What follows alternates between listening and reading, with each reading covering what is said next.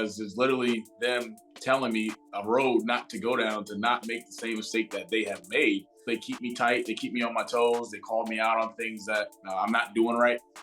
They correct me when things aren't going well for me, but it's what you need. I wish every young teenager, young man, college grad, or currently in college, whatever, from that 14, 15 on could have that type of mentorship and brotherhoodship that you all need, that we all need in our lives.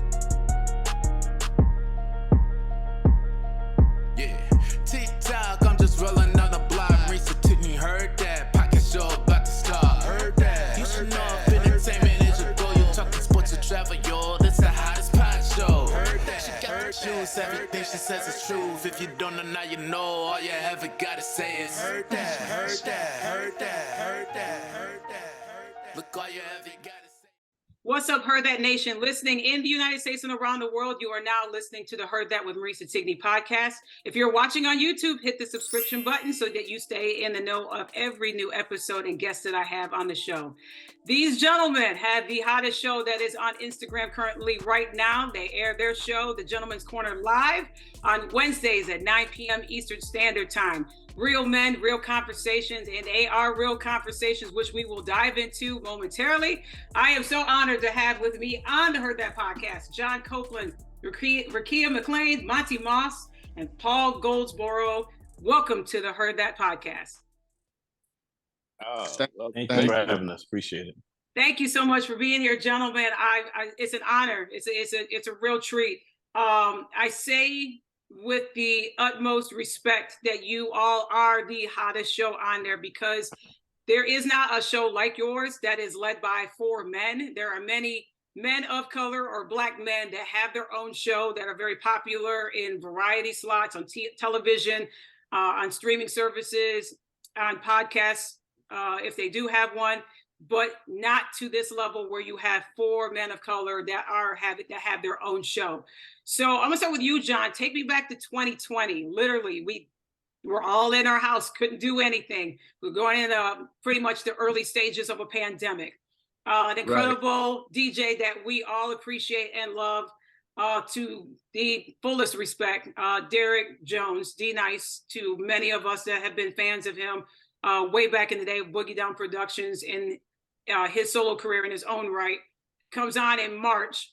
And that started such a revolution of connecting people with music and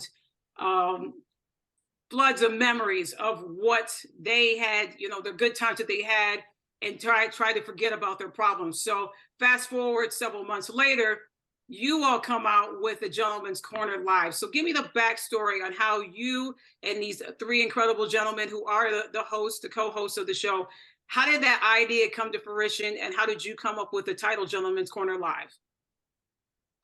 Actually, it was definitely born from Club Quarantine. That's where we all met each other.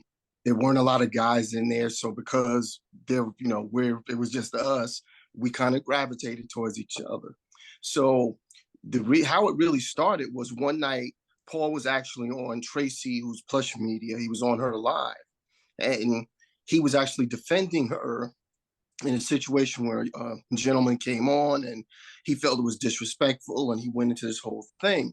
So after the show, I DM'd Paul and I was like, hey, I'm riding with you. I appreciate what you did. I respect it. And so Paul and I started having little back and forth conversations. And literally one night after Derek played, it was probably about 2-3 o'clock in the morning. Paul's like, yo, can I call you? And we started talking, and we started realizing we had a lot of similar interests, similar views on things. And we basically were like, these are conversations like that we should probably have, because at this point, people had started to go live and they were starting to use their platform. So we were just like, well, we should, do something where we just talk, and we talk about these issues, and we talk about, bridging this gap between men and women and having these conversations. And so he was like, hey, you know what? Yeah, let's do it. And honestly, we figured if we had 5 people in there the first show, we would be cool, and we'd be like, all right, it did it, it worked, and we kept moving. But literally, we went on.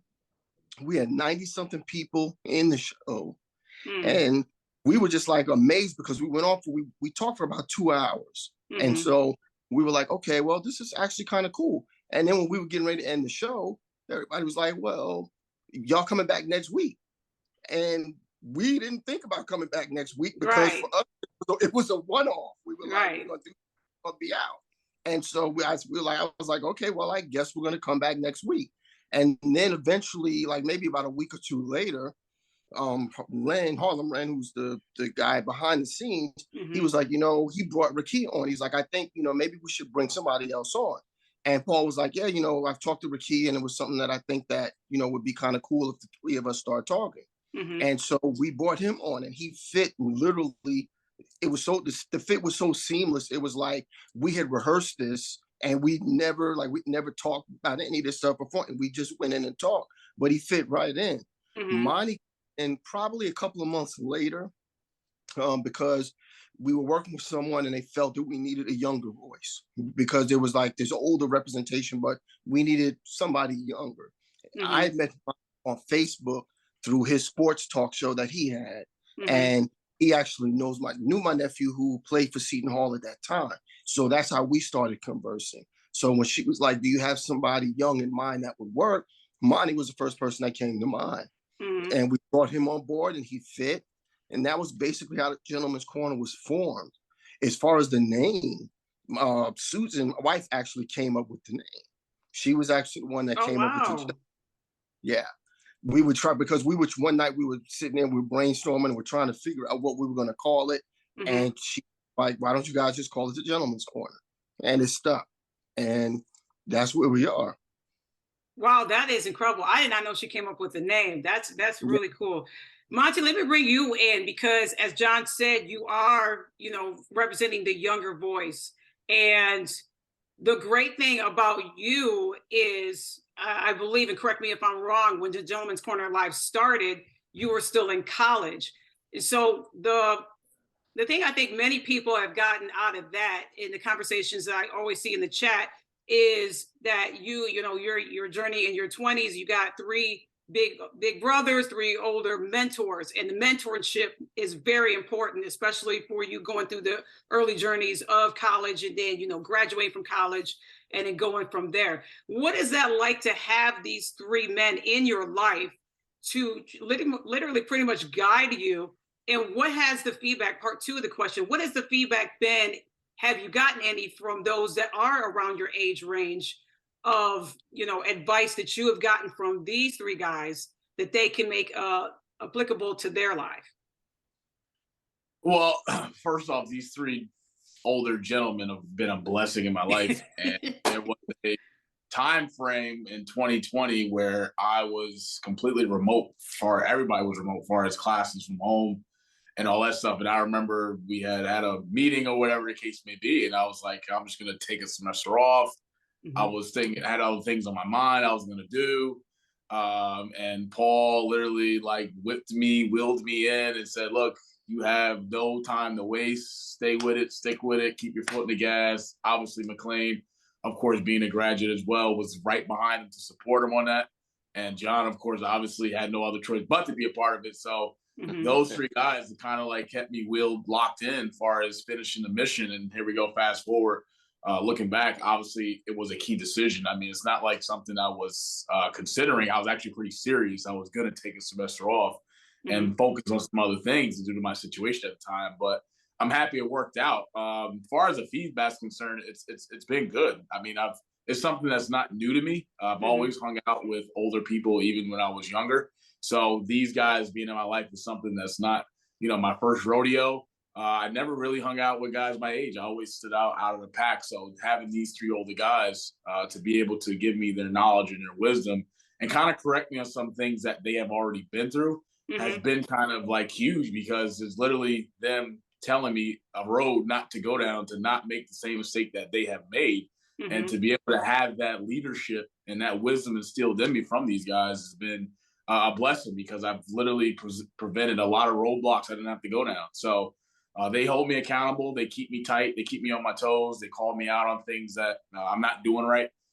They correct me when things aren't going well for me, but it's what you need. I wish every young teenager, young man, Mhm. college grad, or currently in college, whatever, from that 14, 15 on could have that type of mentorship, it's rather brotherhoodship that you all need, that we all need in our lives. So to have these three guys be able to do what they do for me on a day-to-day basis as well as a week basis, with the show being live every Wednesday, 9 p.m., 6 p.m. Pacific, by the way, it's something that's truly incredible. And looking back, I'm just blessed to be a part of this journey, because they could have went to any younger person, maybe younger 20s, Mhm. maybe mid 20s, who knows, as far as the direction of where they could go, as far as a younger mindset or a younger person. And the fact that these three guys approved and wanted me to be a part of it is something that's incredible. So I wish I can be able to give all the answers to the young people out there, but to have the opportunity to come in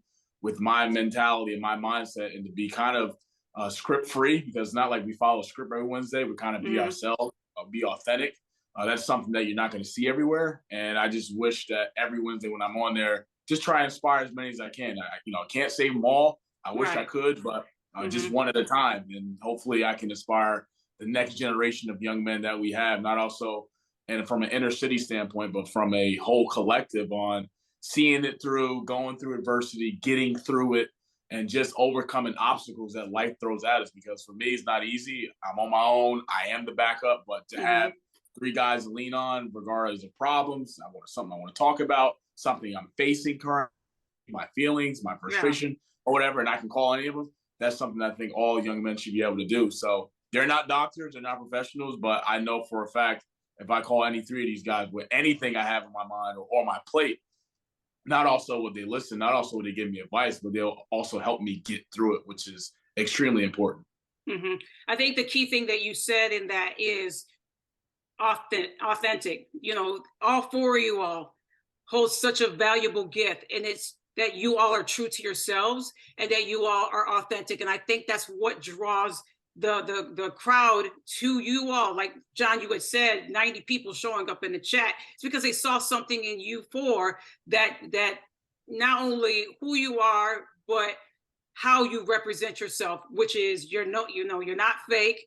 You're not putting on a show. You're being your 100% selves. So I think that's a Right. great thing to have. And you don't see that in many streaming services or anything live, because people are scripted. And I think many people, including myself, who is, literally a fan of what you all do, is that you all keep it 100. You keep it real. You keep it consistent. And Paul, I want to bring you in because I think this is such a cool thing you do, even though that people kind of laugh at you in the chat with your props that you bring in. I am a big believer in object lessons and what it ties into the subject matter, and you do so good with that. So when did the idea start for you to bring in prop part one, and two, the props that you have used in showing or teaching a lesson to what y'all are talking about? What prop, and this is a question somebody had asked, what prop have you looked at differently that you have used when you had talked about the subject matter with it? It was funny. It was a conversation I was having with McLean. I remember I grabbed this crown bag and I pulled the crown bag out and I was like, because like John was like in tears and McLean was kind of in tears. And I'm like, okay, it's a quiet moment. Mm-hmm. And I was like, and I sit behind my bar. So I'm sitting there going, oh, hey, did y'all know that you can put ice in the crown bag and it won't get lint on it? And so afterwards, McLean's like, what did that have to do with anything? And he's like, normally, you have something, you show you have. And it made me start to realize more about some people are better at seeing visuals than they are at seeing, just hearing us, some of us talk. Because the original Mm-hmm. conversation that me and John had was there's barbershop talk and there's cigar bar, Mm-hmm. cigar bar talk. We are more of a cigar bar talk when you go with people that because in the barbershop, your chest is poked out. You don't really know people. So you're going to be a little bit more masculinities flowing in the air. And so everybody's that way. Mm-hmm. And when we talked about this, we were like, you go to a cigar bar and you go with friends. And you sit and talk and you talk about life situations and you be transparent. So every time I grab the prop, I'm like, okay. And I sit around and look at it and I go, okay, how do I make this part of the topic? And I walk through my house, like literally the week before this past week's show, I was sitting here and the prop that I had, I'm like, well, I'm just going to use my lights. Right. And I'm like, I'll just use them. And then I was like, wait, no, this is perfect. Cause I was drinking a cider and I was like, you know what? This is perfect time to use this analogy of me drinking cider. And so I just grabbed it. There's times where I grab a fork and a spoon because I'm like, you know what? That fits.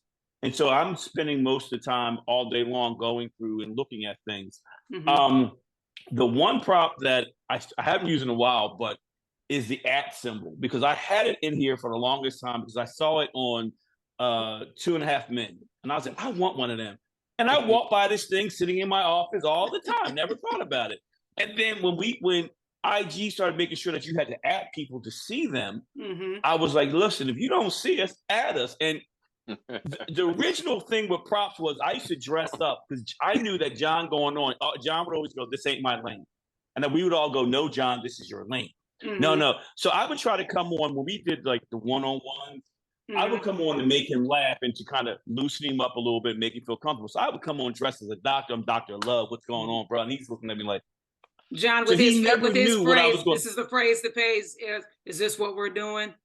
Yes. He would say to me every week. He would start going, we don't know how Paul's going to be dressed. Let's see how this goes. And he would pull me in, and there I am. And I'm like, either got a wig on my head or something. And he's just like, is this what we're doing?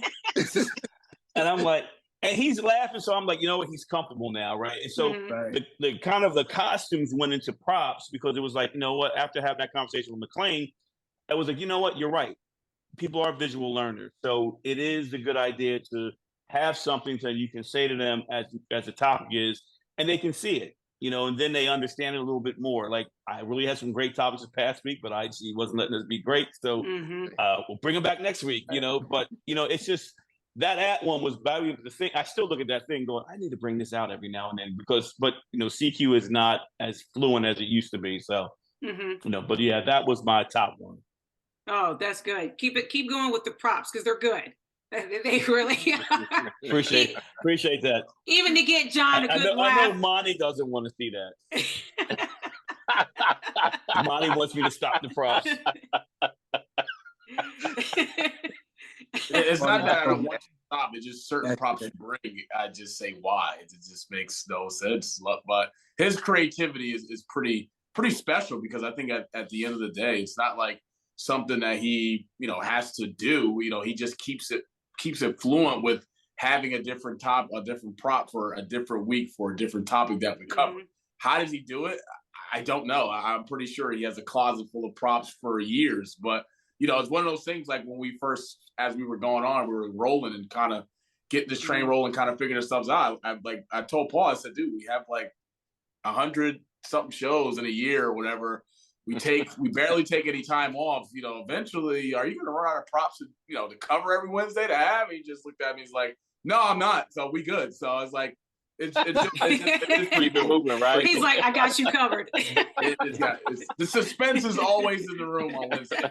As soon as Paul coming in for his segment on what he's going to talk about, you just don't know what he's going to bring to the camera. So it's like it always starts with hats. It always starts with the hats, like the never-ending flowing of hats, and then whatever y'all are talking about. Here comes prop master Paul.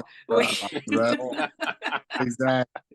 Rakia, let me ask you, like I said, you all have talked about some subject matter that it literally has gone there, from relationships to grief to dating to your true authentic self and so many other conversations. When you all are coming up with a subject matter, is it suggested by the audience? I know that you all get a lot of feedback from people that watch the show, and it's, like I said, it's been absolutely incredible the amount of people that conversate about what you all are talking about, and you draw that core audience in. How do you all come up with what you're going to talk about for the week on your show? You know what? A lot of times our topics come from our conversations that we have offline. You know, that's a lot of times. And then it kind of coincides with what people put in the chat, and we just kind of work it and put it together, you know, to come up with a topic. But most of the time, the topics come from us having our individual conversations or our group conversations But that's where most of them come from. That's really good. I mean, the conversations that you have, and John, I want to get your answer to this because this is another question that's been brought up. There's been some powerful conversations that y'all have had. I think the most incredible thing that you have done is connect, and you all have done this, is connect with your core audience that men do not have to hide their emotions. They don't have to be afraid to cry, especially when they're going through something. You have had, just recently, you had a conversation, which I'm not going to try to get choked up on, but man, it brought me to tears thinking about a loved one in my life, and that's when you had your parents. That was a powerful episode. It showed also for you all, not afraid to show emotions of what you have gone through with the death of a loved one, grief, how you handle grief, continuing dealing with grief. The first time that you ever showed that kind of vulnerability, John, what was the feedback that you've gotten? I mean, I saw it in the chat that, and I don't know what the percentage is with females versus men that are watching in the audience. But I am sure there had to be a lot of people that gave you literally a standing ovation for the permission for men that it's okay for you to grieve. It's okay for you to shed tears. It's okay for you to have your brothers, your good friends in your corner to lean on when you are going through something, that you don't have to go through it alone. And it's okay to talk about it, because at times when you are going through something personally and the battles that you have been through, you have not been afraid to go into that arena of vulnerability, and you talked about it. So talk a little bit about that and how the response has been after your show ends. I mean, real life continues, right? It continues on. It's not just, the hour and a half, 2 hour segment, however long your show goes. But the real life still continues once, the phones are turned off, cameras stop rolling. How has the support, how has the feedback been, you allowing yourself to be in that vulnerable space? Honestly, it's been amazing. It's all been positive, like to the point where it's almost overwhelming. Because, like I said, this was all new to me. I'd never done anything like this. And the thing that we always prided ourselves with from the very beginning was being authentic.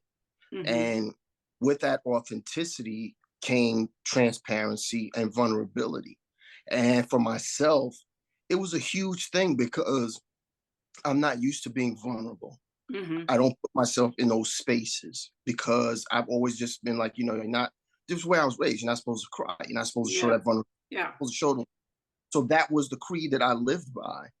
With the pandemic, with everything that we were going through, all of the loss we were experiencing, just the whole thing, it switched something in me.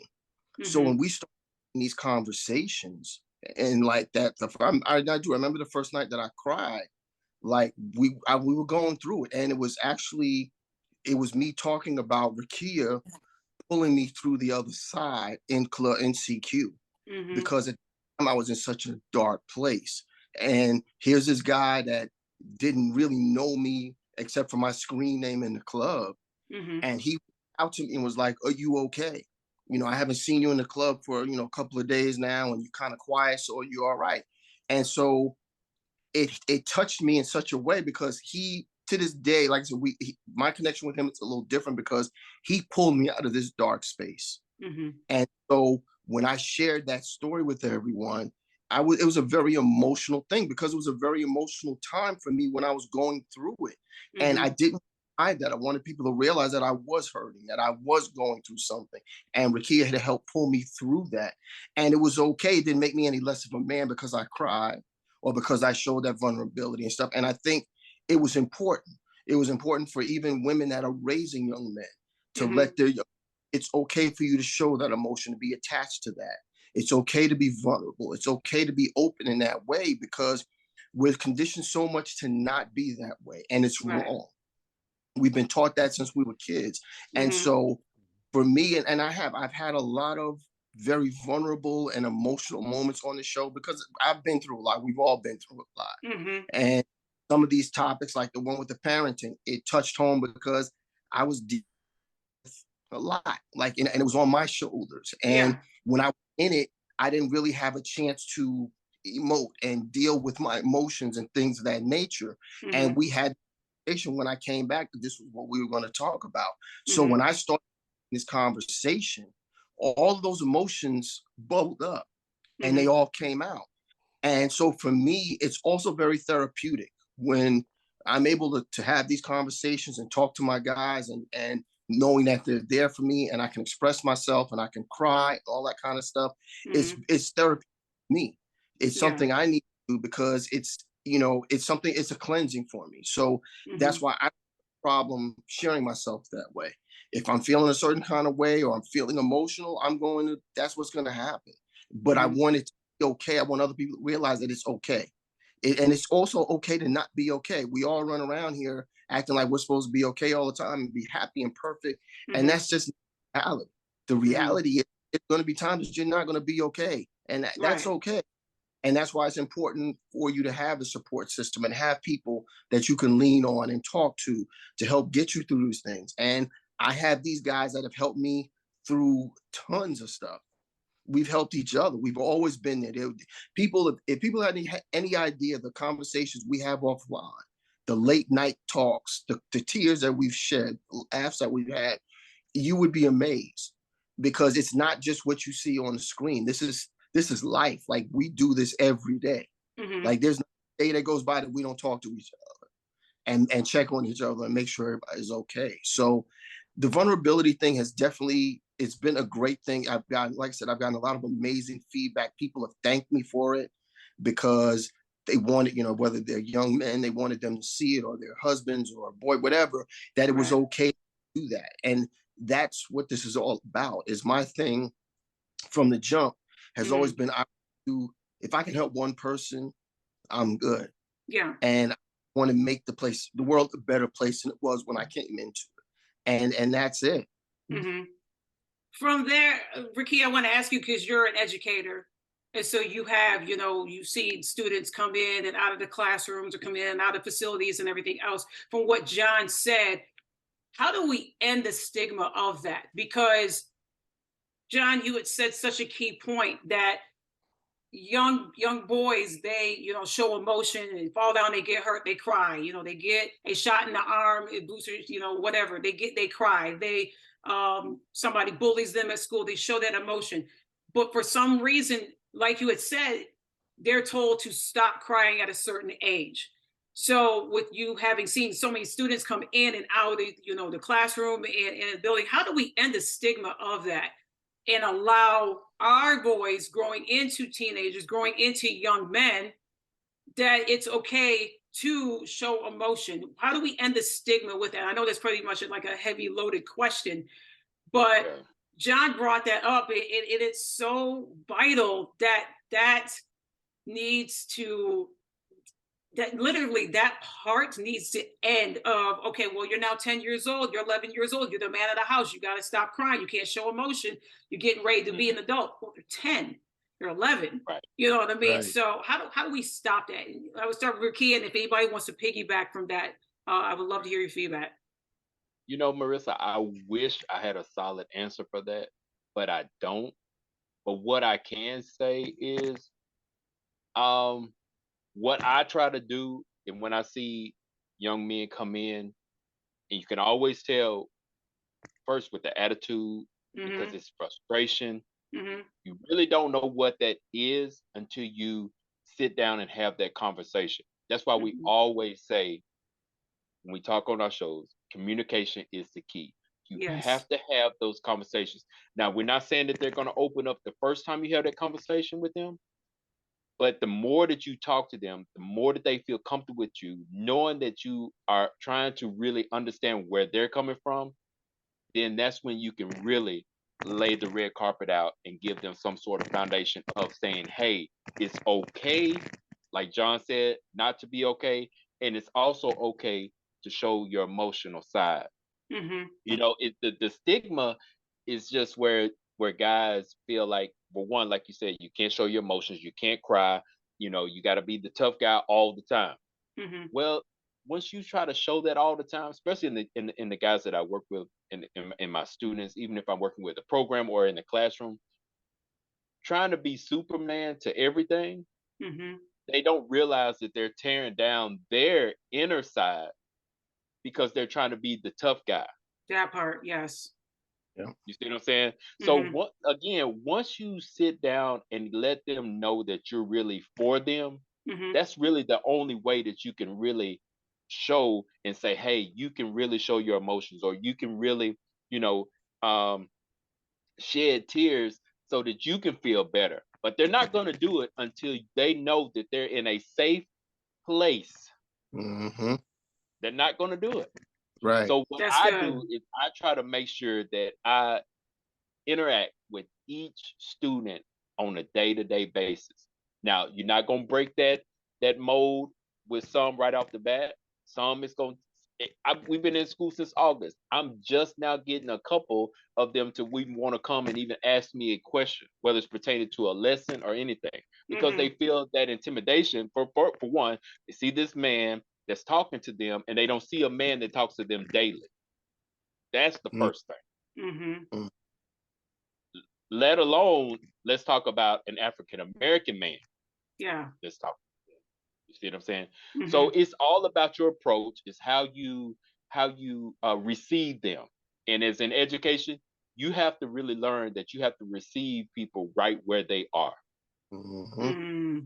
And that's how we even take it upon, even with this show. You have to receive people and you have to talk to people and approach them right where they are. Mm-hmm. Absolutely. And you will never, ever break boundaries or anything without meeting people where they are. Mm-hmm. I'm letting that marinate because that is so important. Oh my goodness, that's so good. That is so good. This question is for Monty and for Paul. This is a really good question. Of all the episodes that you all had, and like I said, there has been. I don't think that you all know. I know for sure there has not been a bad episode. Which one of the episodes still to this day resonates with you to the fullest of all the ones that you all have done?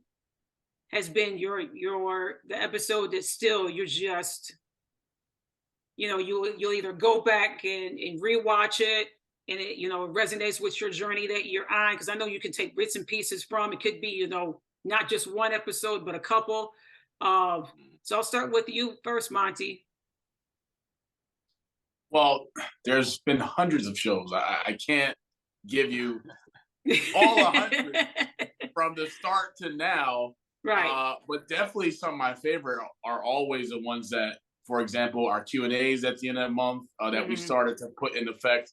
Those are more laid back, kind of like relaxing shows for our audience to have the opportunity to ask us questions, because you figure throughout, the shows that we do, not many of them get to ask us questions directly, because we're going on with the topic. We're all giving our different takes, insights on the conversation that we're having. So to have that as a show, whereas like from start to finish, we're giving the people that take the time out every Wednesday to come watch us, to have that opportunity to ask us any question regarding the show, rather it's a previous episode, rather something that they want to ask us just straight up. So that's fun. Anytime we do like holiday shows, or around Thanksgiving time or Christmas time, those are always fun as well, because it's more laid back, it's more family oriented.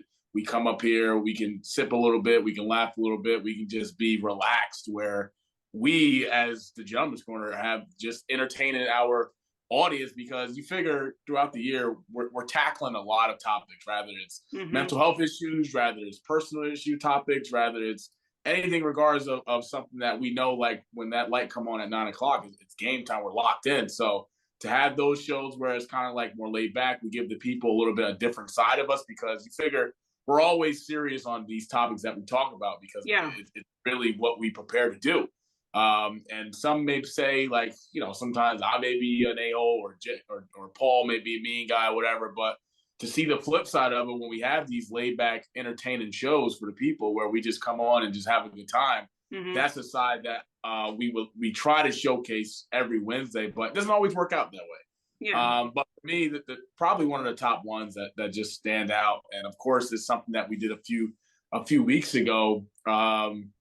Is dealing with parenting, because for me, I've been through a lot, and to have these three guys share their opinions on that, because of course all of us have been in this situation where we have to be a primary giver to our mom, our dad, whatever the case would be through our situation. So the fact that to have me be in that situation at a young age, at 15, and trying to be a caregiver, be the best I can be toward my grandma at the time, and trying to get her to get better, and going through that phase when I didn't have any answer, to have any knowledge of what to do, is something that really, really touched home with me, because I know that that's something that I don't ever talk about. I rarely ever release that side or show that side of that emotion and pain that I've been through with my grandma. So the fact that that was brought to the light, and me having basically probably my first time ever talking about that publicly, and being comfortable to share that with the amount of people that came to the show that night, as well as sharing it with these three guys on camera, was very difficult. It was definitely emotional for sure.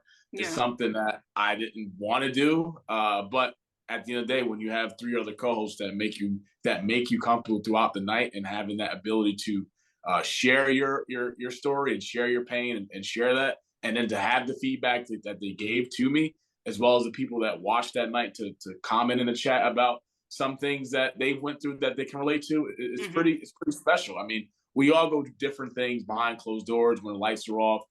People may think that we live glamorous lives because we come on Wednesday and we try to put on a certain persona, but at the end of the day, what you see is what you get.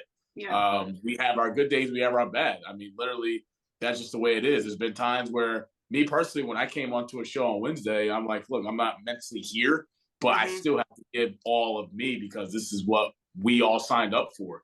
So, you factor the things that we go through in life, we deal on a day-to-day basis, rather it's work, rather it's at home, rather it's children, rather it's whatever. And the fact that we have to put that to the side and be ready to go every Wednesday at 9:00, it just shows the true capabilities that we all have as humans. Because, hey, I could have a bad Wednesday, Paul can have a great Wednesday, McClain can have an average Wednesday, and John can have a good Wednesday. But you have to all bring that together on one camera live for an hour and some change, and just be authentic. It's something that's not easy. It's challenging. I've been a victim of that, but yet I've been also called upon it, because these three guys know me well. They know when I'm doing good. They know when something is up. They can read my body language, and they're quick to say, "Yo, what's good? Do you need to talk before the show, or holler at me after the show? Let's what's on your mind?" So that's pretty special. But there's a lot of shows, man. It's something that we don't keep a track record of. I'm not sure what number show we're on. On 3, I don't have the number for you. They're all so good. I have the numbers, but we haven't hit 100 yet. But okay, we haven't hit our 100th show yet, but you will know. It's something that is truly incredible. Like me personally, with having this platform to be the younger voice of the Gentleman's Corner, it's just something that I want to just tap into that world where young men, rather white, black, Spanish, Chinese, doesn't matter your race or skin color, that it's okay to voice your opinion, voice your pain, to talk about your pain. It's not easy, but it's all the hardest part of that is always the first step.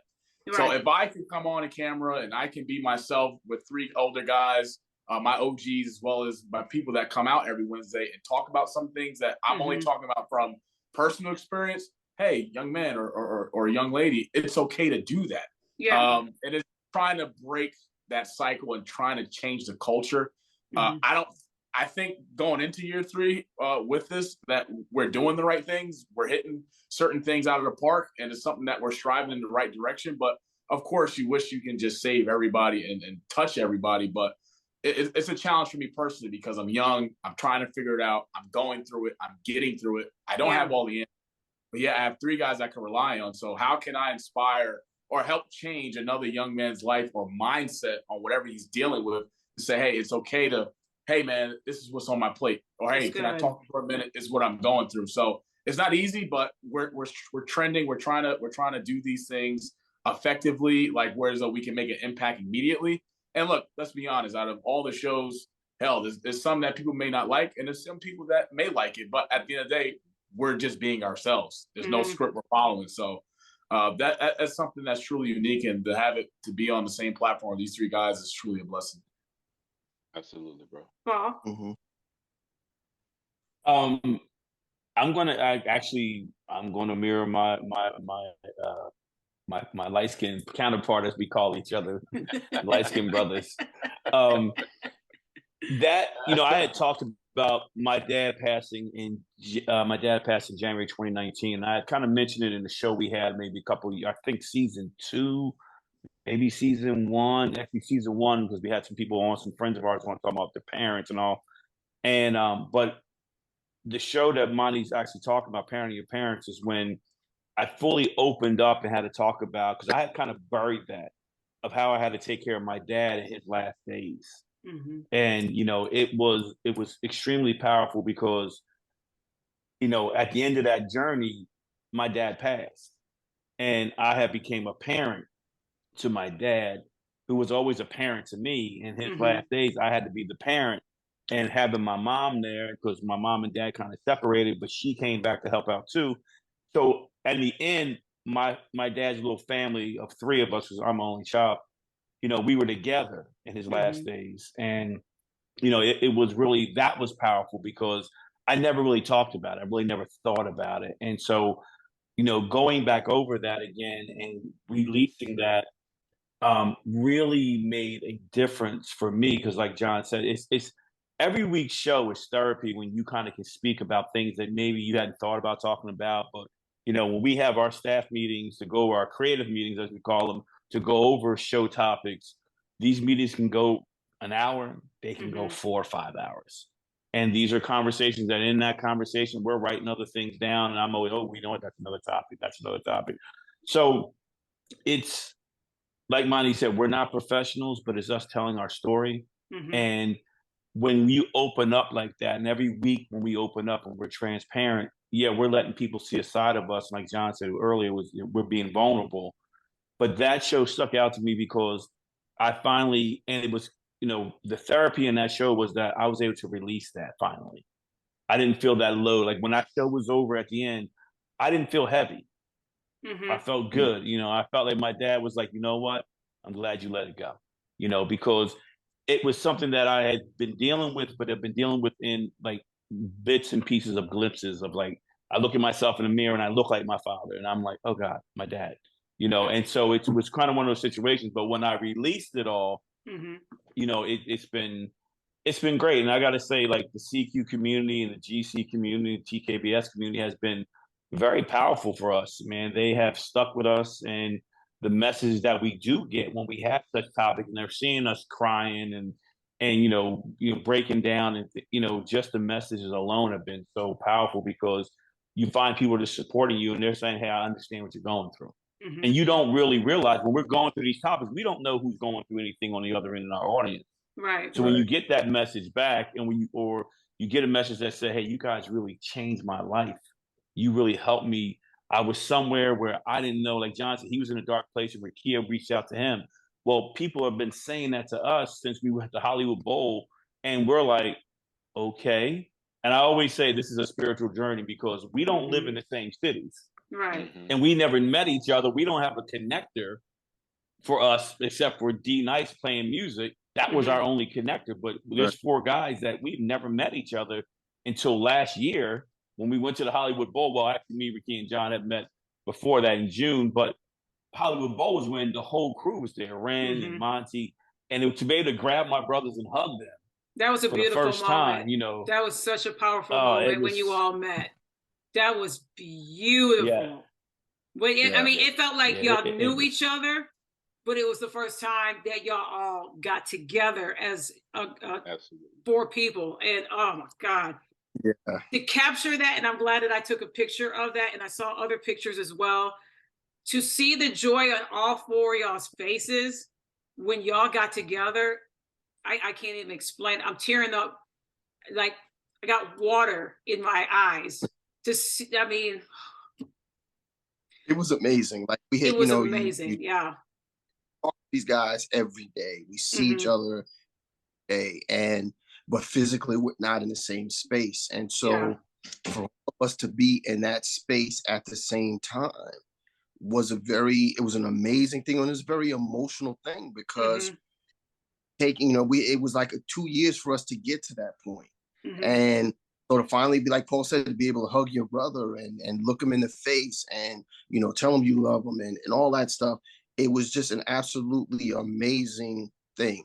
Mhm. Um, I'll never forget the first time I was seeing Monty and Ren and Paul. I mean, it was amazing. And for us to all be in that space at that one time, it was everything. Yeah. Mhm. That was Absolutely. absolutely powerful, and it was a beautiful moment. And to me, looking back on that, the relationship that y'all have built since, it's a beautiful picture of brotherhood, an example of 4 Black men coming together. There is no issues. It's unity that you all can get along. That it shows that you all are not afraid to tell each other that you love one another. And then the big thing of that too is that you all are rooting for each other through this journey of life to live your best life. And that is so powerful. That's what I take from it when I see that you Mhm. all are in remote or all together in the same space. That's what I take away from all of that. There's 2 questions before I let y'all go that came from the question box. Again, this was very popular once people found out y'all were coming on the podcast, but this one was the biggest ask of them all, is that will we see in 2023 a Gentleman's Corner live? Any of y'all can answer that. Got to give the people what they want. I'm just saying. If we will, we'll put it like this. Mhm. It is something we are definitely in discussions about. It is something we definitely want to do. We've talked about this, and it's just at this point it's more logistics than anything else. Mhm. Figuring out where and when, and just kind of figuring out the ins and outs of it. But I would say, yeah, in 2023, we will most likely, like at like 99.9%, we will pop up somewhere live and we will do a live show. Mhm. And we're looking forward to it. It's, this whole journey it's a process and there's steps to it. And so Mhm. we're at a point where we feel that a live show would be a great thing. So at this point, it's more the logistics of it than anything else. Mhm. But it is being discussed. It is being planned. And once we get it all together, we will let everyone know and we'll make it happen. And you'll All know in right. plenty of time. Yeah, Plenty you'll of know time. plenty Yeah. of time. Yeah. Well, I mean, this is on the recording. This is going on YouTube. This is on podcast. It will hit everywhere where people get their podcasts. So y'all heard it right there. They can't recant and they can't change their mind. So No, we'll be you're looking here. forward to it in 2023, hopefully. Absolutely. Absolutely. And Final I think we question. all are looking forward to it. Oh yeah, Yeah, we are. I for sure. Yeah. For sure. Yeah. Yeah. Final question for we've been you working all. on it. Good, because it definitely needs to happen. Final question for you all, and I'll give you each an opportunity to answer. And I'll start with you, Rakia. We're almost at the end of this year, going into 2023. What is your hope for the new year? Wow. My hope for the new year is for GC to be on another level to where it is going to be able to reach the mass of people. Mm. That's just one of the things that we have been talking about. Mm-hmm. And I know a lot of times you see a lot of people who just jump out there and they do things, but what I like about this brotherhood and the bond that we have is we strategically plan things, and we don't rush. We make sure that all our T's are crossed and all our I's are dotted before we just jump out and say we're going to do something. So looking forward to 2023. Mm-hmm. It's just going to be some amazing things from us. I mean, I'm looking forward to it. You know, each year we always say we look forward to the new year so we can start new things, or we can always have what is it called? Our With the resolutions. Resolutions. Yeah. But you know, this year I hadn't even sat down and I haven't even thought about any resolutions, because I don't even want to deal with resolutions. I just want to go into 23 knowing what I know, and I know who I'm going into 2023 with, and what we're about and what we're going to do for 23. I'm just looking forward to it. That's good. Monty? Yeah, I'll piggyback off McClain. I don't think I've sat down and actually wrote down anything as far as personal goals or business or life goals that I want to accomplish in 23. I'm pretty sure I'll get to it at some point. I'm not sure, but just as a whole, us as a brotherhood as well as a brand, just keep consistently getting better. At the end of the day, you know, we're not trying to hit grand slams. We're just trying to hit singles. You know, one hit at a time, and just trying to check the boxes and grow 1%. If we as a whole, from where we started to where we are and to where we're going, and within going into the new year, and we just keep taking those small steps to obviously get to the common goal that we all want to achieve as a unit, that's something that really all that matters. You know, I think from where we are now to from where we started, we've made a lot of gains. We have accomplished a lot of goals that we've set out to accomplish, and to see where we're going to go into the new year, as far as with merchandise, as far as with creativity, as far as topics that we'll be discussing, is something that is just the pursuit of getting better. The only way through is winning, and we all have one goal: win. Whatever that means for us, as far as the big picture, that'll be to be determined. That's in God's hands. But we all have an assignment to do, and we show up and we show out every Wednesday. And even through the bad days, the bad Wednesdays or whatever, even if we're sick, we're still battling through this to come on every Wednesday. And that's the job. That's what we signed up for. There may not be a contract as far as a salary or whatever, or the dotted line, but us ourselves, we've all made a commitment to be committed to do this, and do it at all costs. We're not, there's no restrictions on this. We're all in. Yes, we probably have had our differences over the last 2 years, and that's what you go through when you have a brand and you have a vision for where you want it to go. You're going to run into some situations. You're going to bump head on things that we may not agree on. But yet, when we bump heads, the beauty of it is that we're not bumping heads saying, "Oh, I hate you," and we're talking about this. Like, no, if we have a disagreement, we talk about it. You get one person's point of view, you get another person's point of view, and then you just see, okay, let's see what happens. So the fact that going into 23, we don't really have any major issues as far as our egos or our pride and butting heads on a lot of things that you do get when you first start on a project or a brand or a show. It's pretty cool, because, like, look, the topics that these guys discuss, that we discuss, is talked about, and even if it may not make sense at the moment, of course, McClain being the brains, he'll make it make sense in the moment, and then, you know, we just see it through. So for 23, I just hope it's a great year, not also for myself, because obviously we all have the pursuit of getting better every day with our own personal lives, but hopefully as an individual amongst these three guys, and with behind the scenes, I just hope 23 is a good year, because hell, 22 has been a rough year for all of us in some cases.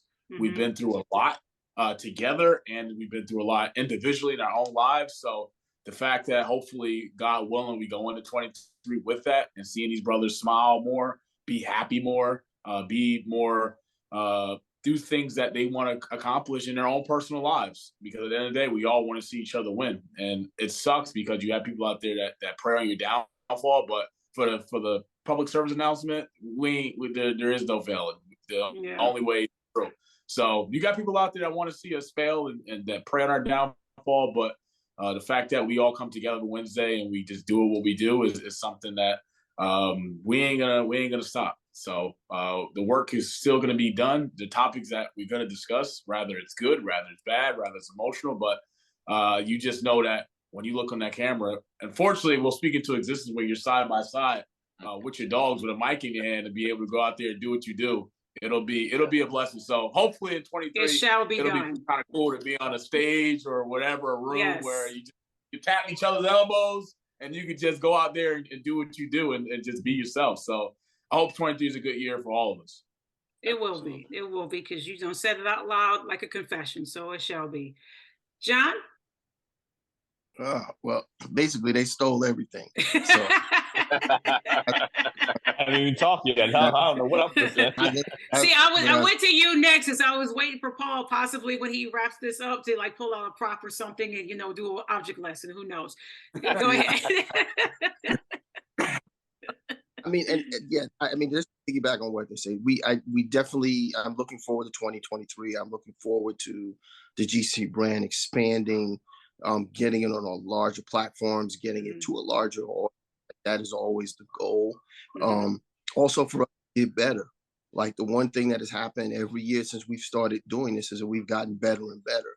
And that, you know, I expect that to continue in 2023, is that we get better, not only as a show, but as people, as brothers. You know, that's important. And I think the biggest thing, I think, for all of us, and even people that are out that support us, is I want my people to win.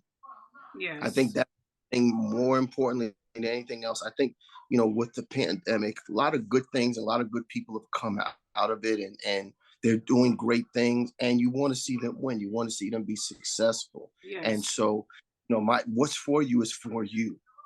You know, so and that's like with us, there is no jealousy, there is no pettiness or things like that, because the whole thing is, when one of us wins, we all win.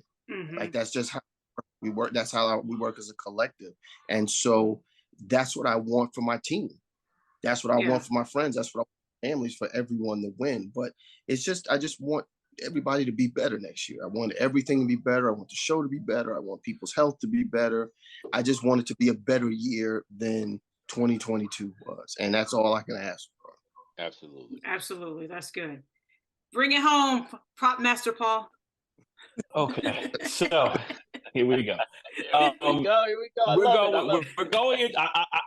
And while we were talking, I kind of got a prop. So we're going in.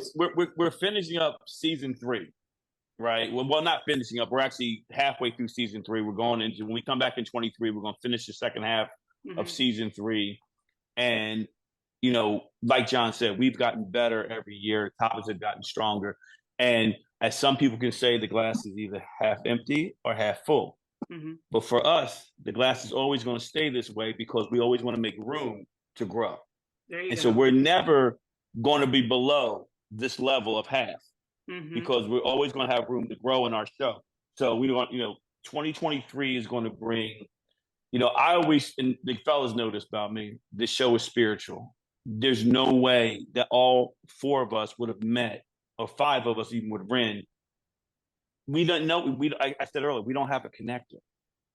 So we met for a reason. That reason is the Gentleman's Corner. You know, the day that me and John talked, you know, I went on defending Tracy for sure, but there was a whole bunch of women that reached out to me after that was over. You know, John was one of the only guys, right? But all these women were like, "Thank you," and I'm like, "Why?" And they're like, "You know, I've never seen a man defend a woman." Well, we need to stop that.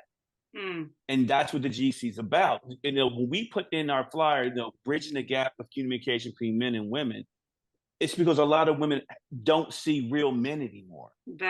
You know, and these guys that are out there, you know, no knock to these brothers, but some of them you got to check to see if they've been through anything in life. We talk about topics that we can say we've walked those steps. You can't tell us that we were wrong for walking these steps, because we might have made mistakes, but we learned from those mistakes.